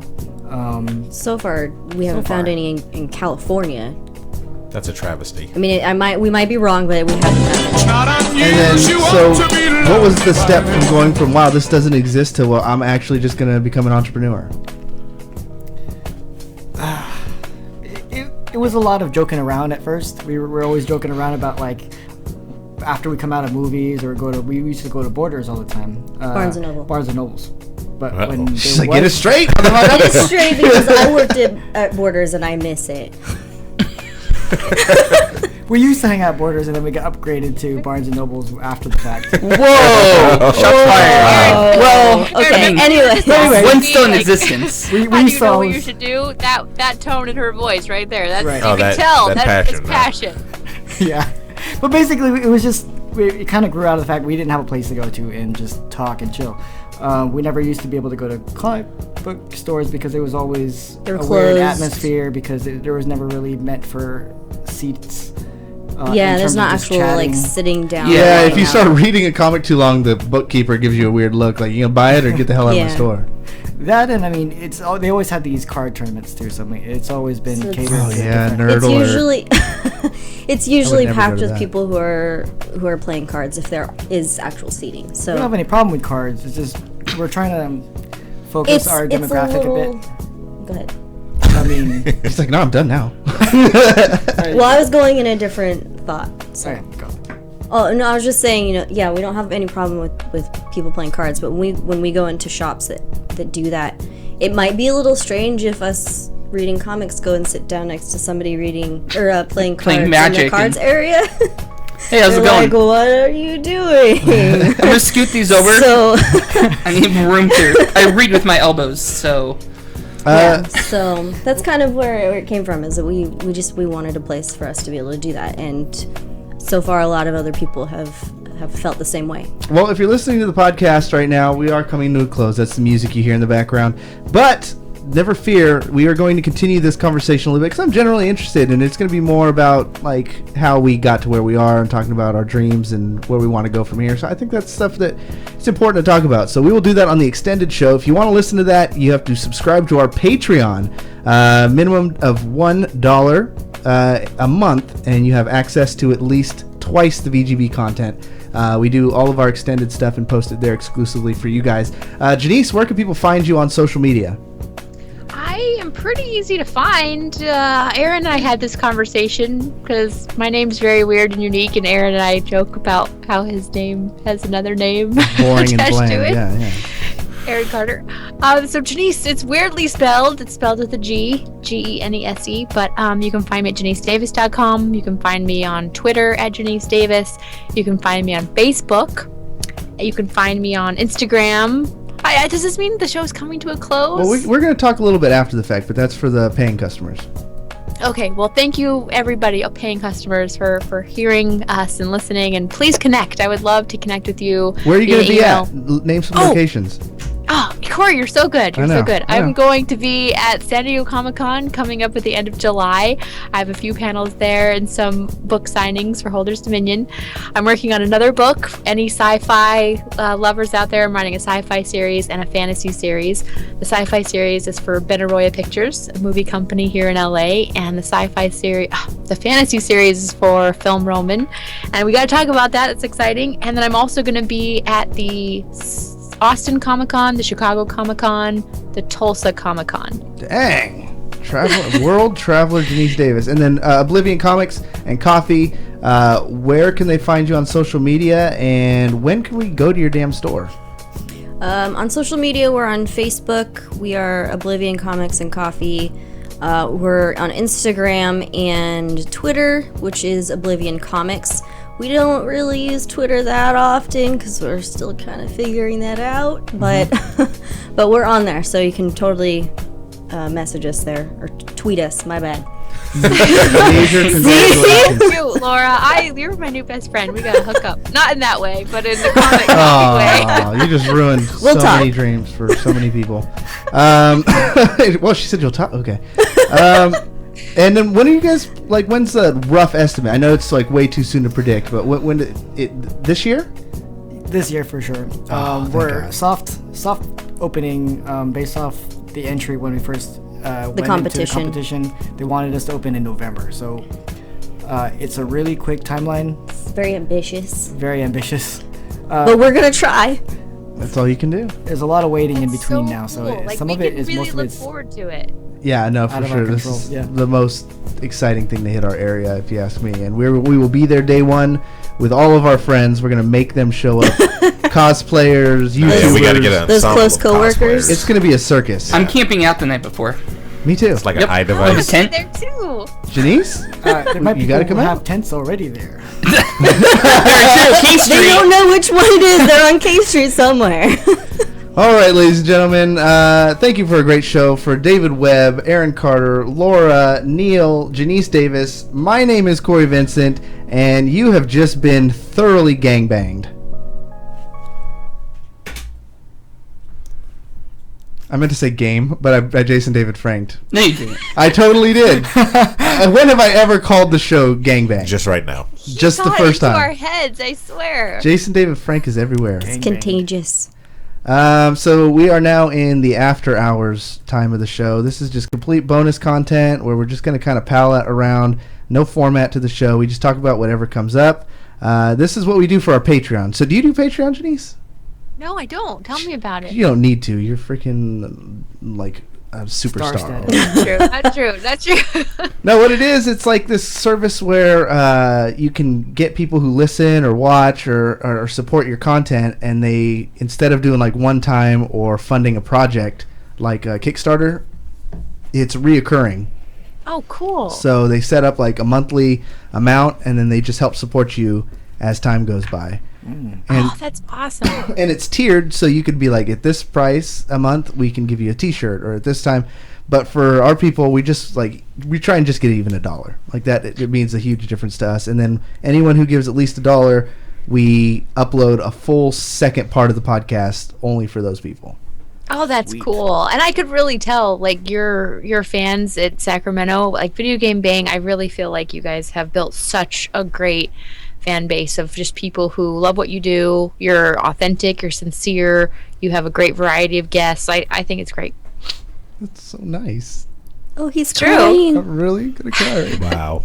That means so much. Well, no, Or you Somebody's couldn't do it without auditioning. Aaron. no, I could. I could so. Oh my God, I could do this without him. So easy. Aw. Oh my God. true. I will just open up the door, point to a person, and say, "Come into this room." That would be the death. I'm gonna make you a star. The death of video. Whoa! He didn't read Holder, so that's true. I am doubting now. Yeah, Aaron, gosh. Oh, so then why don't we quiz Corey on holders right now? Let's go. Corey, you said you had the whole thing, I right? did read the whole thing. Aaron, you don't believe him? I do not. I do not. All right, well, on July 30th, after you read it, I'll be able to Oh, quiz by then, yeah, everybody should have read it by then. No, Yeah, because if I quiz him now, then it'll be spoilers that's for you. true. Very much true, and I don't want that. I kind of want to read it too, so I mean, He's like, I'm in and throwing Get my on hat this. in. Everyone's getting their hat thrown Yo. in. We don't want that autographed poster. Download it. That's right. finish it by. Are we going to get the premise on the new book here? Yeah. New sci-fi? Okay, all right, here we go. All right, Are you can't ready? wait. Yep. I realize I always tell you guys stuff first. Like, so much of spilling the beans happens on Video Game Bang. Awesome. It's I like it, amazing. yeah. You guys get so many first. It's so exciting. Okay, so this book deal just happened. It's been in talks for months because I know I've let you guys know way back in the day when it was in talks, but it's for sure now. And I've been meeting with Benaroya Pictures every month and talking about the characters, talking about the world, the vision. What's so cool about this IP, you guys, and for anyone listening, IP, intellectual property. What's so cool about this IP is that they want to do not only the novelization of the trilogy, but they want to do a movie and a TV series tie-in, but it's not the same story. So you know how you read Hunger Games and then you see the same story on the big screen with the Hunger Games movies? Yeah. Mhm. Well, the novels that I'm writing are a piece of the story. The movie is going to be a different piece. The TV series is going to be a different piece. So Are it's you all in writing- the same universe. Yes, with the Okay. same. I was just going to say, with the same characters, but just a different part of the journey. So I just love that because it's not a redo. You're not watching. You know how people always say, oh, the movie isn't as good as the book, or the book isn't as good as what have you. What's so cool about this is you can't compare it because you're watching or reading a different part. I love it. I love that. So That's gonna be so awesome. cool. Do you have a name, or can you disclose a name? Code No, name it's just, even? it's just under a project name. It's a code name. Oh man. I don't want to say it. Are you writing all of it? Movie, TV show, and book? I wish. I'm just writing the novels. Oh, okay. But that doesn't mean that I won't be able to be an associate or a a consultant or a writer on the TV and movie. But because I'm building the foundation, they're going to rely heavily on the character backgrounds that I've already worked out and the chapters I've already worked out. Because I'm working with Michael, who's the CEO of Ben and Roy Pictures. He and I are banging out the actual character background now that haven't been finalized yet. So that, they could build on that. And so I think I'll be able to be a part of influencing it. Is this gamer related? It's not. Gamer it's inspired? Well, I mean, naturally as a gamer, I'm gonna influence, of course, parts of my natural gamingness. I'm sure will leak through the pages, but it's I would say set pretty modern day, maybe a little bit ahead, with the military weapons that I'm using and inventing, tweaking a little bit. But it's regular people on Earth, regular world. But what's cool, the sci-fi elements that I'm incorporating do have to do with space and the universe and our connection and connecting with travel in outer space. And the characters are really coming to life. There's this female villain that I'm creating that she has such a rich history where she was not supposed to be this person that has to take over and dominate and become kind of a dictator in a sense. She was just supposed to be a scientist, right? Experimenting and researching. So how cool that I'm able to create this villain that turned villainous because she was forced into a position that she was never trained for, never supposed to be put into the battlefield, so to speak. On the pro side, on the protagonist side, oh man, this female and this male that I have, their banter, where one doesn't understand the other. The female just has this allure and appreciation for this topic that the male is just like, how could you even think that when I know the real story behind what you're so intrigued by? So I love their back and forth, trying to win each other over on their arguments. It's so cool, you guys. This world is so vast. I'm so excited. I'm just excited from your sheer excitement. I know that's awesome. So, Holders is kind of based in realism. It takes place on one planet in a video game world. How is it writing a sci-fi? Specifically when it comes to G-forces and gravitational knickknacks. Terrifying. Do you have someone who's going through who's a scientist who looks at it, it's Genese, that's physically impossible. Yes. So you bring up a great point, because holders are college students, in real life, and they go head to head with a hacker who, when they are playing this video game, obviously I'm not going to be an idiot writer and describe I'm pressing WAD, you know what I mean? So when you're reading the book, it's gonna feel like you're in the game, even though it's not virtual reality. They're just players playing an MMO, but the way I write it is total immersion, and you feel what it is like to be in a raid, be in a guild, and there are fantasy elements to it in that. And my huge history with MMOs like Final Fantasy was my foundation in being able to describe fantasy world, fantasy elements. So that I felt like I was totally in my groove. Sci-fi now, you're right, I'm stepping into this whole new realm where the trick, in my opinion, to creating for me is don't bog yourself down on the G-force and the technicalities. What I do is I do placeholders where I'll literally, in the middle of the chapter, I'll write what I think based on what we've seen in documentaries or what have you, what I think is the gist, and then I leave that to later and I just keep writing. And then, like you said, I'm going to get with the big experts and the amazing astronauts to make sure that it's right on key.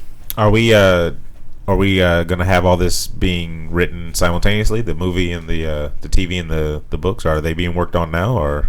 So I'm writing the first novel right now. I'm making huge headway. It has a ton of progress already, and they're going to use that my first book as the foundation where they talk about those characters and extending to which part of the timeline for the TV and movies.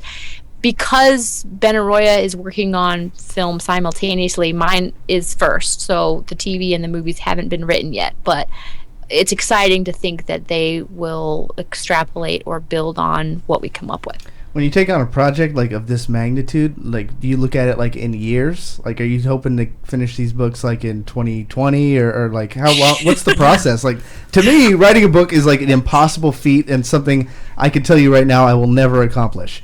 Because if you ask me, if you're like, Corey, how long does it take to write a book? I'd say 10 and a half years. Probably, give or take. That's the That's joke dedication. with George R. Martin, right? Everyone's like, how many more years, George, do you take to write Game of Thrones? Well, like Neil and Laura said, I love that they said that they have an ambitious timeline, that November, December is when we could see this, these comics come to life in this place.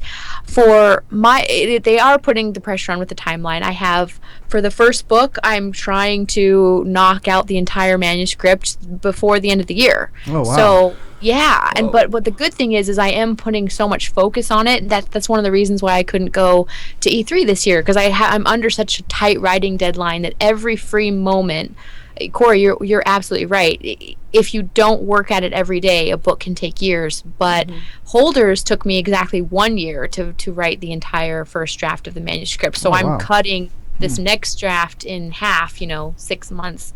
So but once you have that first manuscript, man, you guys, it can really go so much faster after that, because then you're just editing and tweaking and adding. We're going to provide you a service right here, Genese, because that's what we do on Video Game Bang. Now, I know you got a lot of like plates spinning for this book. Do you have any questions about any characters, or do you want us to help? Like, do you have any questions you want to shop around to us? Or? That's a great idea. So, like, we could character develop live together. Yeah, exactly. We've streamed that too before on one of our streams, one of our stream nights. Yeah. Me and Steven went through one of the old stories we were working on, and we went through like a whole character development thing with it. That was pretty fun. Okay, I got one. One of the characters, Benaroya, wants to be a foreigner who speaks rudimentary English. What country should he or she be from? Ooh. We'll have like a vote, go around and name some, should he or she be French, Spanish, what have you, Japanese. So it's a country that exists, right? So Yeah. Okay. Yeah. It's real people, real life. Oh, okay. Right, Laura, Neil, any ideas? A man or a woman? David? Yep, man or women. I love this. Putting the is there a development native language for the Aborigines?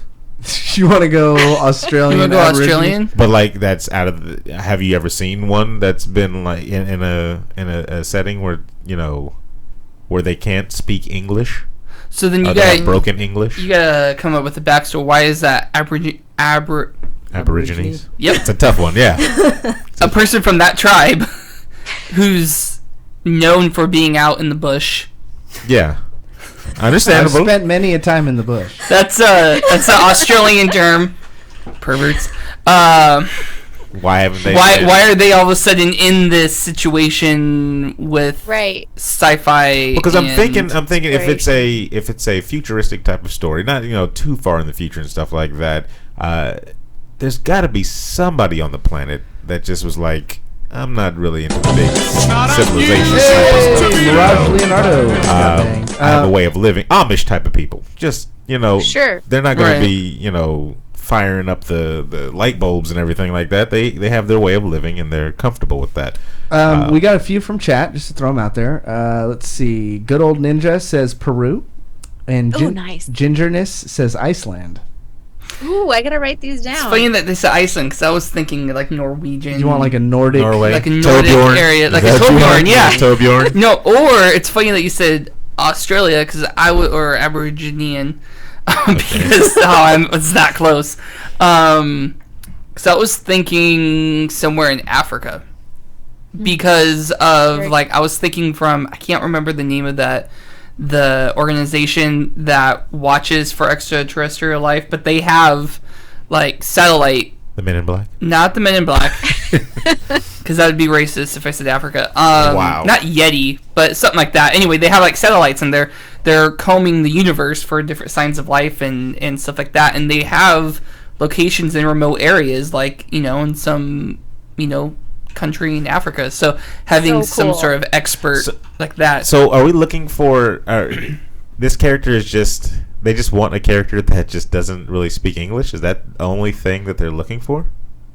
No. I mean, it's going to be, we really want, not only men, women, and Americans, but we want the cast to be, people from, I'm hitting books. I'm so excited. Like diverse. You're just looking for diversity. You just made a new phrase. I'm so excited. I'm hitting books over here. Yeah, and it's kind of cool. It adds some interesting dialogue. You have characters that don't all speak the same language, or that misunderstand each other, and it's fun. It's fun to have people from not just all the same country. I say Russia. Russia. I choose Russia. A little Russian scientist girl. Only reason why I say someplace that hasn't had I don't know. I think it would give a different look. It's unique. As opposed to someone that's from like a major city or something like that, or a major somewhere from like a remote Japan area or China or something like that. That's been done. Yeah, Well, that's it doesn't been have to there. be Russia. You could choose one of those Slavic countries that surround it. Yugoslavia, Yeah. Republic of Chad. Or That's the a dude- good point. Yeah. I Kazakhstan. like what you guys are saying, like Aaron and David and Corey. I see what you're saying. Like basically something that we haven't seen a million times overdone. Yeah. I see what Yes. you're saying. Because when you posed the question, I automatically went, "Oh, a Japanese guy." But I'm like, we've seen that, we've Pacific seen that Rim. everywhere. Yeah, Godzilla. We've seen that everywhere. That's why I went Aborigines. Long Duck Dong from 16 Candles. I've never seen it at Exactly. Aborigines. Actually in any movie. Now that I think of it, It's because That's so cool. That just happened, you guys. Magic. We just developed more backstory. I love it. Let's see. Someone in chat said, have him speak like Fez from that 70s show. Where was that guy from? they never said. They never divulged, said? Yeah. And it's FES. Is actually because it stood for foreign exchange student. That's why they call That's him what they Fez. called. I never Yeah. watched the show. Really? I Yeah. didn't know that. Wow, that's interesting. What else Behind you the got, scenes. Janice? We're on a roll right here. What else you got? Oh my gosh, right? We could just develop the whole book Yeah, together. yeah, She's let's like, do it. actually, I need a main Ooh. character. I don't have that yet. I'm thinking Somebody- Of, go ahead. Somebody in chat said a Tibetan Buddhist monk. Yeah, or you can get really crazy on it. He doesn't have to be like, a Russian guy who speaks Russian. He could be like Russian, but he was born like in Australia. So he's like a Russian Australian guy. So what else you got, Jace? yeah. Main character was I hear that? Someone say that? Yeah. Oh my goodness. Oh man. All right. Let me think. Divert to Neil and Laura while I think about it. So Neil and Laura, what would you like to see in Janice's book? That's slightly took a right turn somewhere. That did not divert. That just came right back around. They're like, I want to see a comic shop that everyone hangs out at called Oblivion. It's owned by a man and a woman, and There you go. You have a lot of like male female character ratio is good in the book too.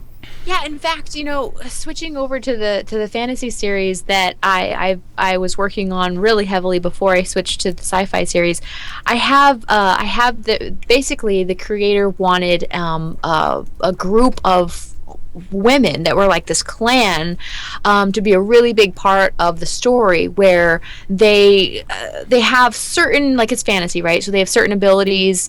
Some can sense when it's going to rain, or like water. They're really attuned to water, not like airbender, but we're not talking to earthbenders, waterbenders, but just women that have certain tendencies or talents that just go a little bit more than a human could.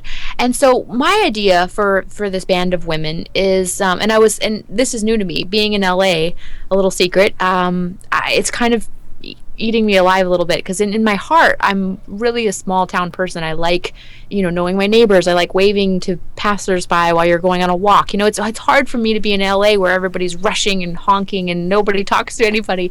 But for the first time, being able to, being in LA has opened up opportunities to write with these big companies. And so I'm in these roundtable discussions now, and when they go around the room and they say, okay, writer, what do you have for the 10 women that we want, in the story? I came up with my, all my notes, and I said, okay, I have this grandmother character, and even though she's of grandmother age, she is just sharp, as a nail. She's really quick. She's funny. She has, all of her history and experience with life makes her, quips all the more better. And she's fearless and she's tough. And this other character, she's a mom, or this young girl, she's 8 or what have you. And they're like, no. We just want them all between 18 and 28. We all want them to look this way. And I was dumbfounded, right? I was like, wait, the stereotypes that you hear about Hollywood, like only wanting to cast this certain thing, are true? Like, here I was, this naive, creator, thinking that everybody would have this input, and that as the writer I would be able to come up with this very balanced cast of women from all diversities, all backgrounds, all histories, cultures. And no, like I had to fight for my reasoning and to want to change just the start casting. So that was a big surprise to me, and I've been trying to find that strong gumption in myself, because I actually fear like conflict in that very face-to-face situation. So having a table of adult men like staring down at me, and I'm the only girl there, and they're telling me what they want the women to look like, is very daunting. So I'm having a hard time finding that fight in me, but I am fighting, even though it's difficult. That's definitely one upsetting to hear that it's like that. That's the way that they try to box you in with that type of thing. Did you think it really wasn't like that? But no, look at the content that we actually get when it actually comes down to it, and they cast Scarlett Johansson as an Asian woman, and you like you that's get the glimpses that it can be better. Like we'll tie in even with the comic book world real quick. For the movies that they have for like the Justice League, they did a movie a while back called Justice League Frontier. Where it was like an older look of the Justice League. You saw this? You're shaking your head. Yes. So in that movie, Wonder Woman was this, empowered woman and everything like that. She was, firstly, and not just the way she acted, they had her physical features even, promote this idea of this is a strong woman. She was taller than Superman. Right off the bat, because she's an Amazon. Right, Amazons are tall. Yeah, she had her own ideals and belief. So when Superman came to kind of like challenge her, she like stood him up and like looked down at him like, I did what I thought was right for these women. What are you gonna do, Superman? I think comic books are kind of ahead of the curve. But then they reverted right back in the next movie to just like Wonder Woman is shorter and like more dainty and stuff like that, and like. Well, do we know how tall Kryptonians are? They're about the same height as humans. Look at all the stuff though that Marvel's doing though, with their changing up of the characters. How they changed Miss Marvel. I'm sure they've made a lot of people mad. I followed Marvel my whole entire life. Same thing with a little bit less with DC, but I'm more of a DC fan now. But my thing that I've noticed with Marvel is that they've been very PC about everything. Like as soon as something comes up about like LGBT rights or gays marrying gays, and it's just they just jump on it so fast. It just seems almost like it wasn't part of their plan to begin with. So, it wasn't organic, right? It wasn't an organic growth. And that was like, it just seems really much of a cop out in terms of just originality, in terms of having to be able to follow a character to its end without all these like in betweens. Now Thor, like you love Thor, but all of a sudden, like you're following Thor, and all of a sudden now there is multiple versions of Thor that have I feel like have no purpose, just to be female. I feel that it's good that they're recognizing what people are saying and what people are upset over, because this is an issue across the board with all media. And so I think it's good that they're acknowledging this, but you're right, there has been no fluid transition into these changes a lot of these times. Well, like Neil, you and I were talking about this, and Aaron, you said this before. Instead of changing a character that's already exists, why not make a new character? Either make a new character, or why don't you highlight some of the older ones that you already created Well, that fit you already the have. mold, Exactly. and just highlight them more. Which is great, because that's exactly what DC's done so well, is because they've incorporated all these universes. Like, there's the last thing that they did was the New 52. Basically, there was 52 universes that they just started from scratch and had like almost new origin stories. Some of them kept them.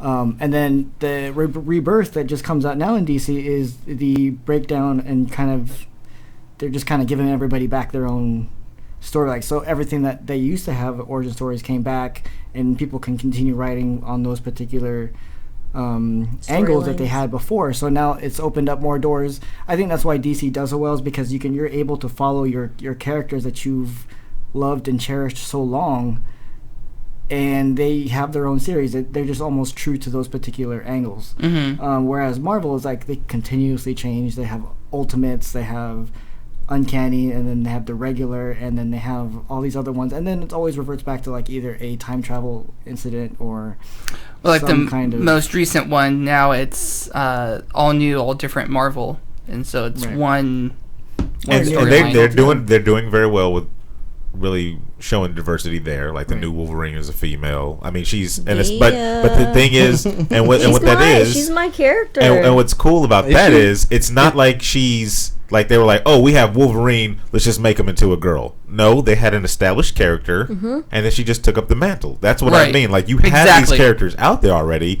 just bring them to the forefront. So giving her that title, Wolverine, you're Wolverine now. She's wearing the costume, she's doing Wolverine stuff. That's Wolverine stuff. She's cutting people. She has claws. She's the best at what she does. It's just not very nice. But in that, they're not taking away any of her previous, traits. They're just saying this is just who she is now. They're having the character become a title. Yeah. So where it's just the title put on her, right? But she's still X-22. Jay Ricochet says, with dozens of popular characters that you know and love, are you really going to gamble your money on a book featuring a new character? That's true. That's true, and this is why time. I said you have the characters there already. You just need to shine a light on them. I mean, they took a gamble with Iron Man because he wasn't the most out in front, right, when they made the movie for him. Right. Yeah, they were expecting that to be a flop. Yeah. So then, I mean, let's roll the dice. You did that same thing with Guardians of the Galaxy. Right. Nobody knew who they were really. Like, they weren't the Spider-Man, Superman, or Batman. I wikied them on the way to see the movie. Exactly. So you have the audience out there. They want to see new stories and fresh stories. Because to me, I feel the same way about video games. You have stuff out there. People want to see new, IPs. But as opposed to like we got the fourth iterations of almost everything at this E3. They're going to be most likely good games, but God of War 4. Right. We got another Mafia game, the third iteration of that. Like we're getting all these sequels. It's like, where's the creativity? Where's all the Genese Davises out there? Genese, I'm so glad that we have a Genese Davis out there that's like, putting these, old white guys through their paces. I'm trying. I can't make any promises, but I am fighting. Thank you. She's fighting the good fight. And I'm sure there's others out there too that are doing it, and it's just Genese is doing like the perfect job. She's building her name, going out to these Comic-Cons, amassing her army of people. She's got the game bang behind her, so that's she's got to go though.